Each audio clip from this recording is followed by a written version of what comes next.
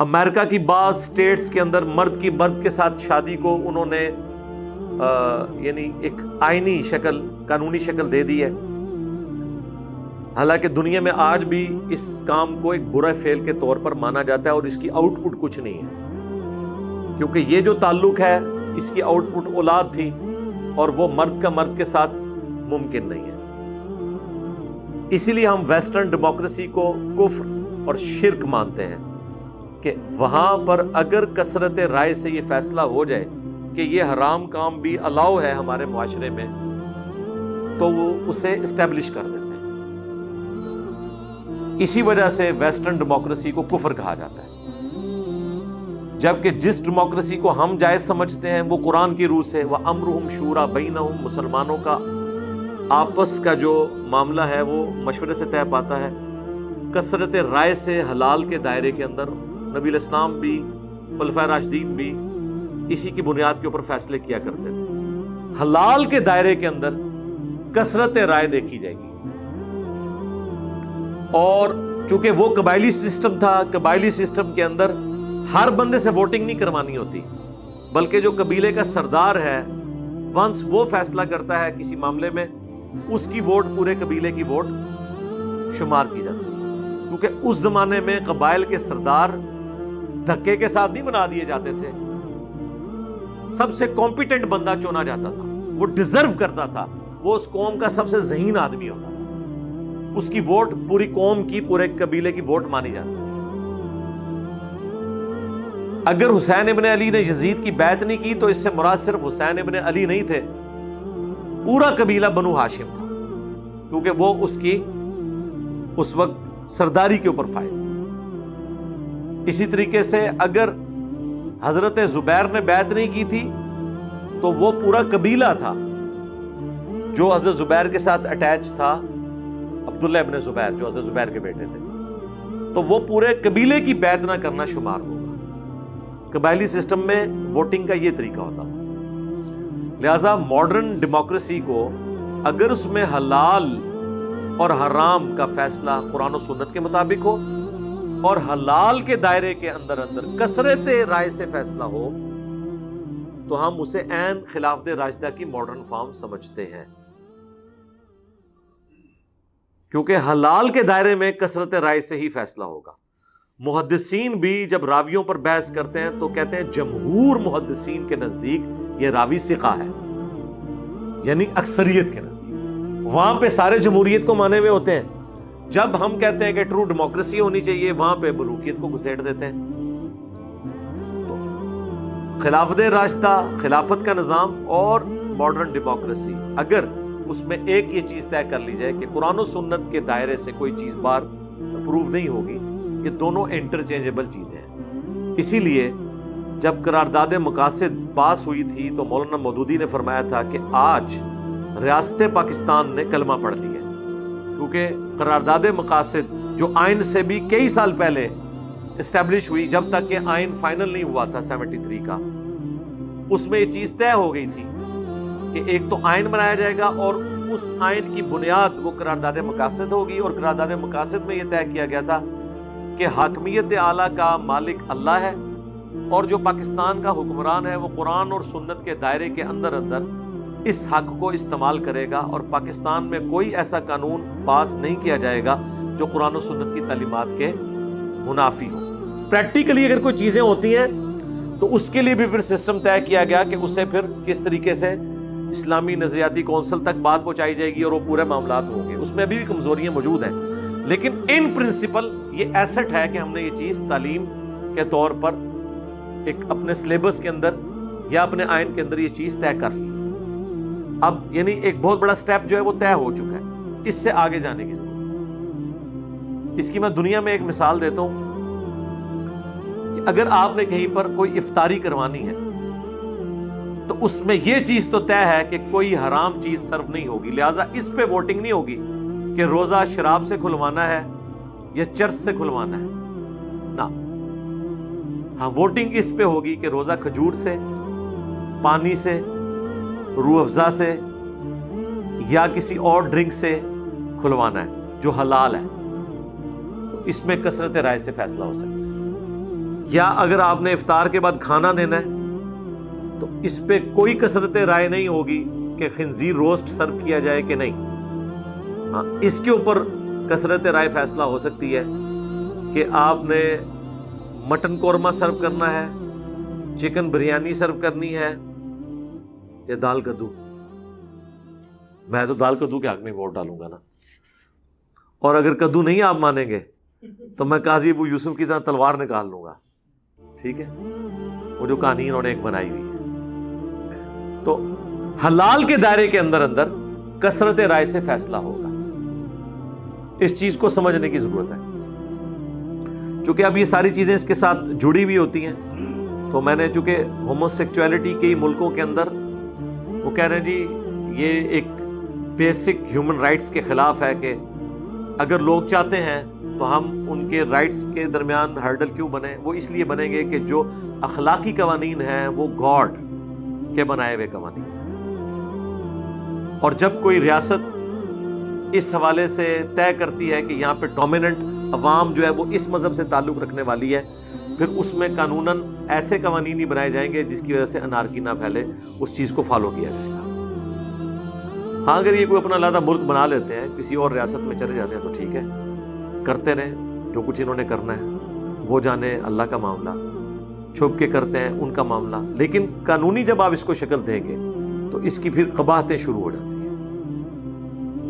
اور اس حوالے سے بعض اوقات لوگ جو جنت میں بھی ایسے معاملات ہیں اس کو بھی ڈسکس کرتے ہیں کہ جی جنت میں جو ہے وہ لڑکے ہوں گے جو سرو کریں گے جنتیوں کو, وہ ویٹرز کے طور پر ہوں گے, اس کام کے لیے نہیں ہے. یہ اللہ تعالیٰ نے جو اپنی ڈیسٹنی میں چیز مقرر کر دی ہے وہ اسی طریقے سے ہے. اب جب حضرت لوط علیہ السلام نے ان کو کہا کہ تم جو اللہ تعالیٰ نے عورت یعنی بیویاں بنائی ہیں ان کی بجائے تم یہ والا کام کرتے ہو, بل انتم قوم مسرفون, بلکہ تم حد سے بڑھنے والے ہو, تو اس کے جواب میں انہوں نے کیا کہا, وما کان جواب قومی, اور ان کی قوم کا جواب نہیں تھا الا مگر یہ ان قالوا اخرجوہم من قریتکم, کہ وہ سب کے سب کہنا شروع ہو گئے کہ اس کو جو ہے نا وہ اس بستی سے نکال دو. انہم اناس یتطہرون, یہ بڑے پاک باز لوگ بننا چاہتے ہیں, یعنی حضرت لوط اور ان کی 2 بیٹیاں, اور تو کوئی ایمان ہی نہیں لے کے آیا تھا. یہ ہوتا ہے جب آپ کے پاس دلائل ختم ہو جائیں, پھر آخری حال یہ ہوتا ہے کہ آپ ان کو یہاں سے نکال دو. ٹھیک ہے تم نے اپنا اسلام لے کے رکھنا ہے تو جاؤ یہاں سے تم نکل جاؤ, ہم تو برے لوگ ہیں, ہم میں رہو ہی نہ, بجائے یہ کہ اپنی برائی کو مان لیں. یہاں آج علماء بھی آپ کو یہی کرتے ہیں, آپ کسی کو مشورہ دیں کہ میرے بھائی یہ سنت کے مطابق یہ عمل ہے, وہ کہتے ہیں جی آپ کا دل کرتا ہے تو ٹھیک ہے, ادروائز آپ ہماری مسجد سے نکل جائیں. سیم وہی اینالوجی ہے, فارمولے سیم ہے, ہر جگہ آپ کو وہ اپلائی ہوتے ہوئے نظر آئیں گے. اچھا یہاں پہ آپ دیکھیں ایک لفظ استعمال ہوا ہے جواب. یہ جواب عربی کا لفظ ہے, اردو میں بھی استعمال ہوتا ہے. اچھا اردو میں عموماً لوگ اردو بولتے ہوئے جواب کہتے ہیں, وہ لفظ غلط ہے. اصل لفظ ہے اردو میں جواب, کیونکہ عربی سے ہے نا, جیم کے اوپر کیا ہے زبر, اور جواب کس کا ہوتا ہے سؤال. اردو میں ہم اسے زبر سے پڑھتے ہیں سوال. سوال لفظ غلط ہے, یعنی اردو میں جو آپ بول رہے ہیں اس کے بالکل الٹ ہے. سوال کے اوپر زبر ہے اردو کے اندر جو ہم بول رہے ہوتے ہیں, لیکن اصل لفظ کیا ہے سؤال. واو بھی کوئی نہیں, سین پہ پیش, واو کے بعد وہ جو الف ہے وہ حمزہ اس کے اوپر ہے, سؤال. سؤال اور جواب. لیکن ہم کیا بول رہے ہوتے ہیں سوالو جواب, یا جواب بھی بات بول دیتے ہیں, یہ لفظ جواب ہے, یہ لفظ آ گیا. اردو میں بعض اوقات ڈکشنری میں آپ کو الفاظ نہ مل رہے ہو تو قرآن میں آپ کو کافی سارے الفاظ مل جائیں گے جس سے آپ کو پتہ چل جائے گا کہ اس میں یہاں پہ زبر آتی ہے یا زیر آتی ہے یا پیش آتی ہے. فَأَنْجَيْنَاهُ وَأَهْلَهُ إِلَّا امْرَأَتَهُ, تو اللہ تعالیٰ فرماتا ہے ہم نے نجات دے دی انہیں اور ان کے گھر والوں کو سوائے ان کی بیوی کے، کانت من الغابرین، وہ بھی پیچھے رہنے والوں میں شامل ہو گئی۔ یہ دو پیغمبر ایسے ہیں جن کی بیویاں بھی کافرہ تھیں، حضرت لوط اور نوح علیہ السلام۔ وَأَمْطَرْنَا عَلَيْهِمْ مَطَرًا، اور ہم نے ان پر برسایا می پتھروں کا۔ فَانظُرْ كَيْفَ كَانَ عَاقِبَةُ الْمُجْرِمِينَ، تو پھر دیکھو کیسا انجام ہوا ایسے مجرمین کا۔ اب یہاں پہ وہ تفصیلی واقعہ نہیں آیا، بس یہاں پہ یہ کنکلوڈ ہو گیا۔ قرآن حکیم میں سورۃ الحجر کے اندر تفصیل سے یہ واقعہ آئے گا کہ ان کے اوپر پتھروں کی بارش ہوئی تھی۔ پھر سورۃ الذاریات میں آئے گا کہ حضرت ابراہیم علیہ السلام کے پاس فرشتے آئے انسانی شکل میں، اور حضرت ابراہیم ان کے لیے بنا ہوا بچڑا لے کر آ گئے۔ جب انہوں نے دیکھا یہ تو کھانا نہیں کھا رہے، اور اس زمانے کے اندر جب کوئی آپ کا نمک نہ کھائے تو اس کا مطلب ہوتا تھا کہ یہ آپ کا دشمن ہے، کیونکہ اتنی غیرت اس وقت لوگوں میں موجود تھی کہ اگر کسی کے گھر سے نمک کھایا ہے نا تو اب اس کے خلاف نیگیٹو ایکٹیویٹی پرفارم نہیں کرتے۔ تو حضرت ابراہیم علیہ السلام دل میں گھبرا گئے کہ یہ مجھے نقصان پہنچانے آیا ہے۔ تو پھر فرشتوں نے تسلی دی کہ ہم فرشتے ہیں، انسانی شکل میں آئے ہیں۔ اب اتنے واقعے سے ہی آپ کو کتنے عقائد کلیئر ہو گئے۔ حضرت ابراہیم علیہ السلام کو پتہ ہی نہیں چلا یہ فرشتے ہیں جو انسانی شکل میں ہیں۔ علم غیب کا عقیدہ بھی کلیئر ہو گیا کہ اس وقت ہوتا ہے جب اللہ بتاتا ہے۔ اگر ان کو پتہ ہوتا تو اتنی تکلیف اٹھاتے کہ بچڑا پہلے ذبح کرتے، پھر اس کا گوشت کرتے، پھر پکا کے لے کے آتے۔ بے فکر ہو کے بیٹھنا تھا، جس طرح ہمیں رمضان میں پتہ ہوتا ہے کوئی آ بھی جائے مہمان، پتہ چل جاتا ہے روزے سے ہے تو بس بے فکر ہو جاتے ہیں، اور جب پتہ چلے افطار سے پہلے ہی جانا ہے پھر تو اور بے فکر ہو جاتے ہیں۔ ٹھیک ہے، تو ابراہیم علیہ السلام بے فکر ہو جاتے ہیں، نہیں ہوئے۔ اس کے بعد ابراہیم علیہ السلام کو یہ بھی نہیں پتہ چلا کہ یہ جو لڑکے ہیں جو لڑکوں کی شکل میں آئے تھے یہ فرشتے ہیں جو انسانی شکل میں آئے تھے۔ پھر قرآن میں آیا کہ ابراہیم علیہ السلام ان سے جھگڑنا شروع ہو گئے اس معاملے میں کہ جب انہوں نے یہ بتایا کہ ہمیں اللہ نے بھیجا ہے کہ ہم ایک قوم کو الٹنے کے لیے آئے، تو حضرت ابراہیم نے پوچھا کون سی قوم؟ تو انہوں نے کہا وہ سدوم کی جو بستی ہے۔ تو حضرت ابراہیم نے فوراً کہا کہ وہاں تو لوط بھی ہے میرا بھتیجا، حالانکہ حضرت ابراہیم کو بھی پتا تھا،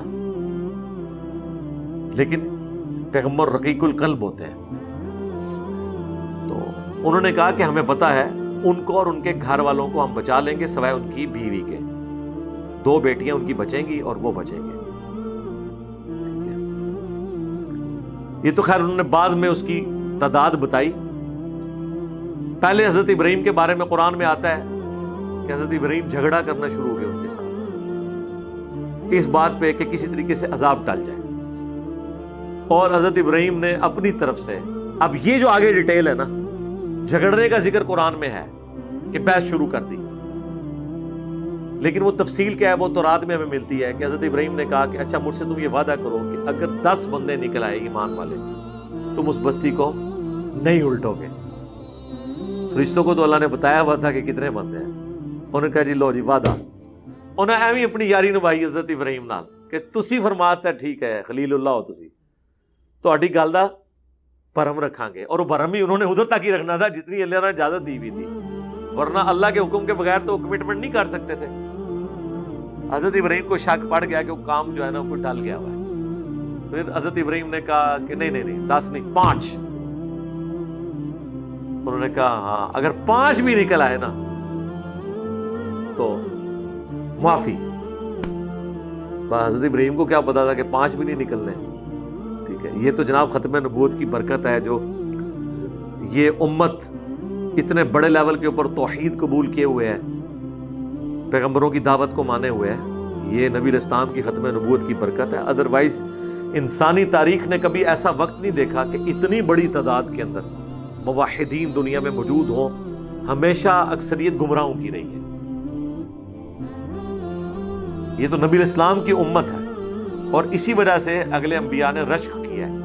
اب مجھے بتائیں اگر لوط علیہ السلام کو یہ پتہ چل جائے کہ انجینئر صاحب کے سٹوڈنٹس 20 لاکھ سے زیادہ ہیں جو سبسکرائب کیے ہوئے ہیں، تو ان کے لیے قابل رشک بات ہوگی کہ نہیں؟ تو ہم یہ بتائیں گے کہ ہمارا کمال نہیں ہے، یہ ختم نبوت کی برکت سے یہ امت توحید ہے، یہاں پر کتابیں محفوظ ہیں اور اللہ تعالیٰ کا خاص کرم ہے اس امت کے اوپر۔ صحیح بخاری میں حدیث ہے، بعض انبیاء قیامت کے دن اس حال میں آئیں گے کہ ان کے ساتھ 4 امتی، کسی کے ساتھ 3، کسی کے ساتھ 2، کسی کے ساتھ 1، کسی کے ساتھ 1 بھی نہیں ہوگا جو ایمان لایا ہو۔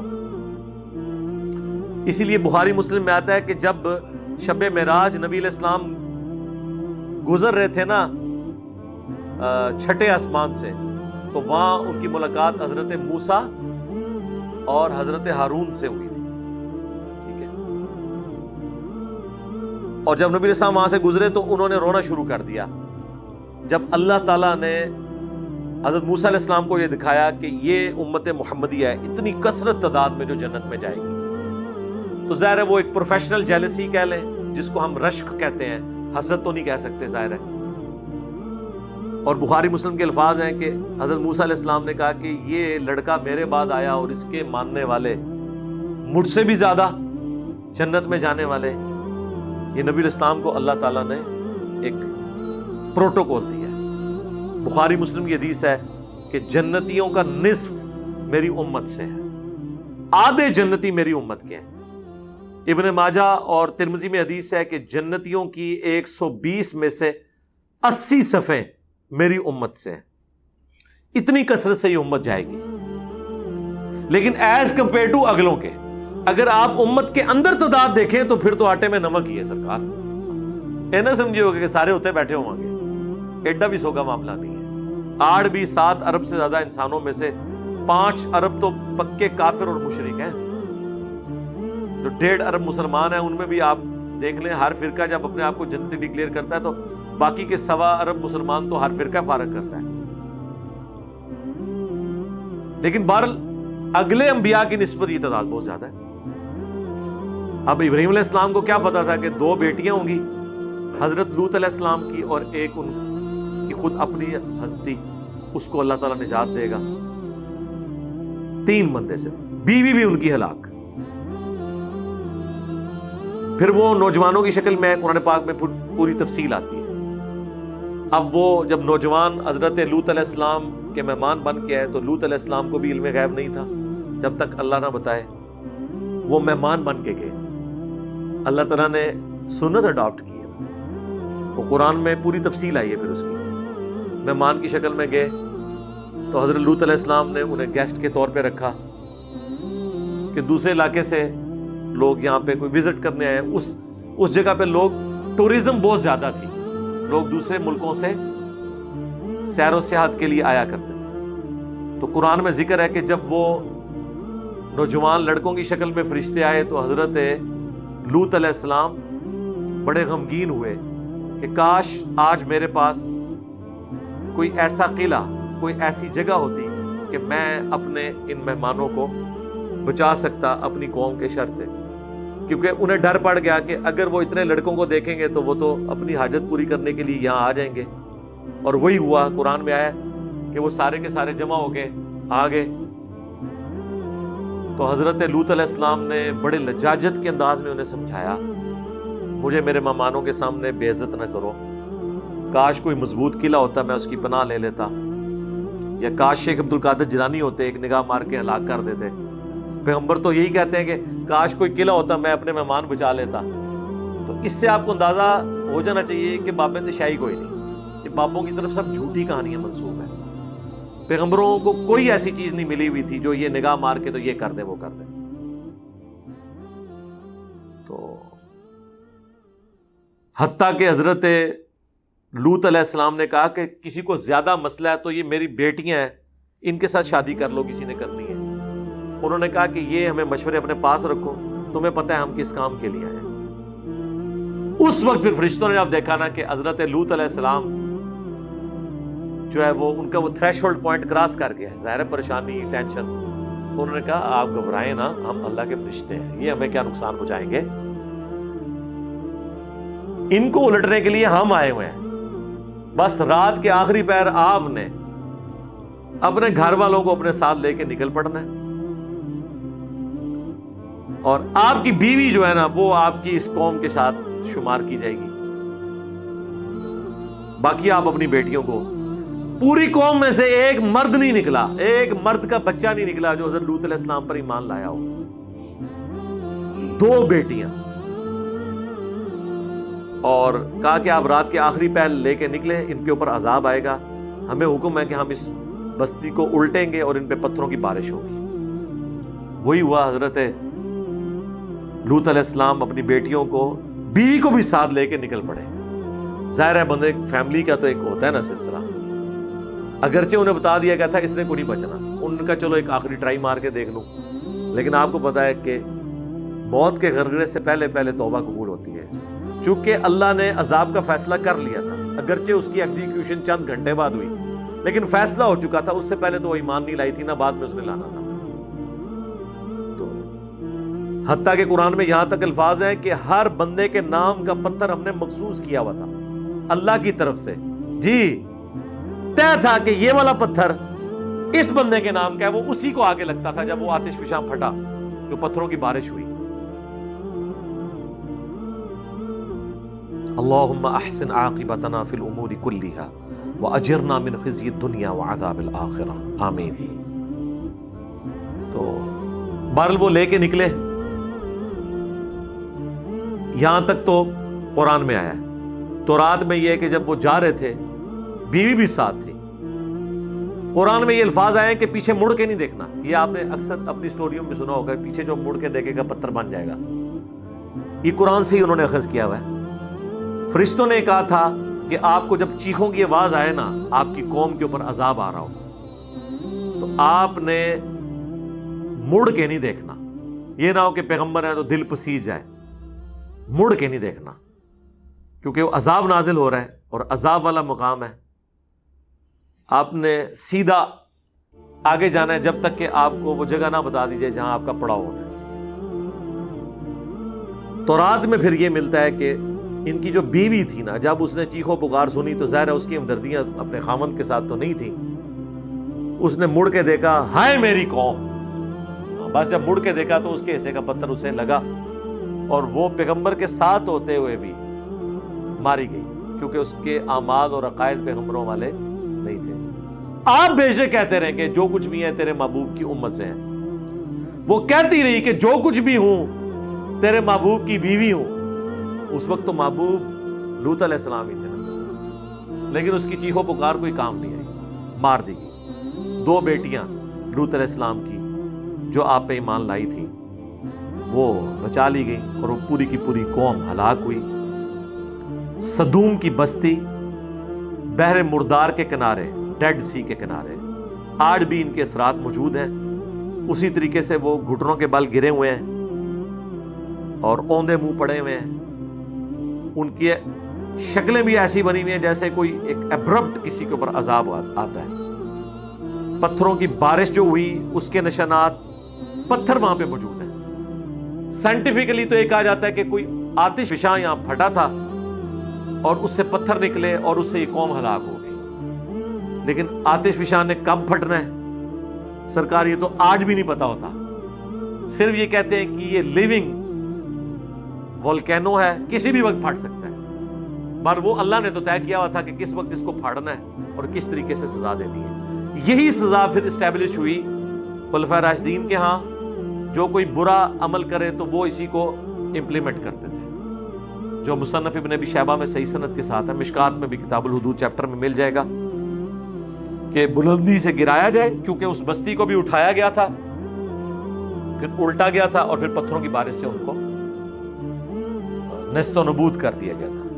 یہ عذاب ان پر اللہ تعالیٰ کی طرف سے آیا۔ میں نے تفصیلی گفتگو اس لیے کر دی تاکہ جو سکیٹرڈ فارم میں مختلف آیات قرآن حکیم میں مختلف جگہ موجود ہیں، اب جب دوبارہ یہ ذکر آئے گا تو آلریڈی یہ قرآن کلاس کے اندر میں نے کراس ریفرنس کے طور پہ ساری وہ آیات ڈسکس کر لی ہیں۔ بعض جگہ ذرا تھوڑا ذکر ہوتا ہے، بعض جگہ زیادہ ہوا ہوتا ہے، کچھ حصہ تورات میں مل جاتا ہے، کچھ قرآن میں، کچھ احادیث کی کتابوں میں۔